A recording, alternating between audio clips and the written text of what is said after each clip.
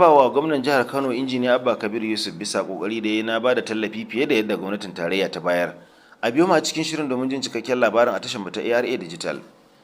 Mai bawa gwamnan jihar Kano shawara kan harkokin addinai na biyu wato Gwani Musa Hamza Falaki ya bayyana cewa tallafin naira biliyan 5 da gwamnatin tarayya ta rabawa jihohi domin rage radadin cire tallafin man fetur, sai da gwamnan jihar Kano injiniya Abba Kabir Yusuf ya raba fiye da haka, wato fiye da abin da aka baiwa jihar ta Kano. Falaki ya bayyana haka ne ga manema labarai a lokacin da yake karin haske kan irin kokarin da gwamna Abba Kabir Yusuf ya yi domin farantawa Kanawa rai.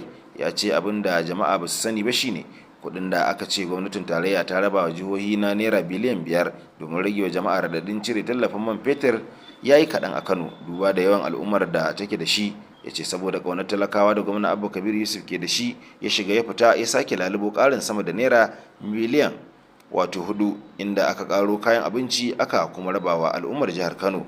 To sai dai tambayar da al'ummar jihar Kano suke shin ina Abba ya shiga ya fita ya samu waɗannan cikon kuɗi, shin su ma na jama'a kanan ne ko kuma aljihunsa ne ko kuma dai daga wani sassan suka fito. To muna fatan dai a labari na gaba za a gaya mana daga inda Abban ya samu wannan kuɗi ya ci gaba da rabawa jama'ar Kano din.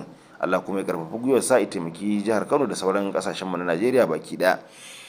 A biyo ma cikin shiri na gaba domin jin wani cikakken labarin a tashar mu ta ARA Digital.